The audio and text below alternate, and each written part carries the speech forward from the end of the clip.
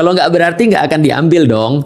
Kalau nggak ada rasanya nggak akan dong dia mau naikin gitu kan ya. Berarti pasti ada efeknya. Dan pemerintah saat ini ketika naikin pajak, pertama pendapatan terbanyaknya adalah dari pajak. Kedua, dia naikin pajak untuk orang-orang semuanya lewat PPN itu berarti dia in need, dia lagi perlu.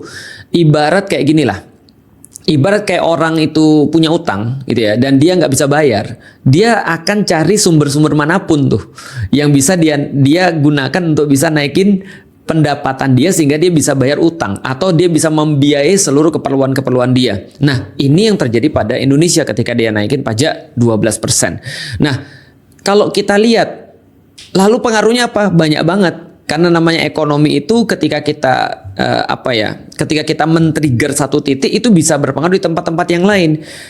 Kalau ada orang yang bilang enggak kok itu enggak pengaruh, yang sudah itu udah pengaruh banget. Dilihat aja, dan banyak akhirnya orang-orang nyesel ketika mereka mungkin saya nggak tahu alasannya apa ketika ada orang yang bela kebijakan-kebijakan semacam ini, tapi mereka bela itu kan cuma 12%, apa yang sudah kita berikan pada negara ya, dan seluruh bacot-bacot omong kosong lainnya itu, yang menurut saya ya akhirnya itu nggak terbukti secara fakta. Secara fakta kenaikan apapun itu sangat berpengaruh, walaupun cuma sedikit dalam tanda kutip, tapi tidak ada yang sedikit dalam perhitungan itu. Toh ketika mereka naikin 1% itu juga mereka mengharapkan dapat dari situ banyak. Belum lagi kenaikan ini dilakukan bukan ketika rakyat percaya dengan apa yang dilakukan dengan duit pajak itu. Karena apa? Korupsi itu sudah gede banget lah. Indonesia termasuk negara yang paling korup, kalau enggak yang paling korup di Asia, dan termasuk negara yang paling korup di dunia. Ini adalah kemudian kondisinya.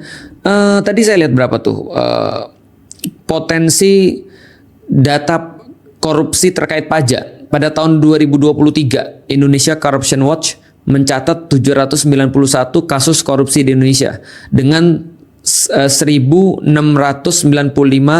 tersangka. Jadi itu adalah kemudian ketika berkaitan dengan korupsi pajak.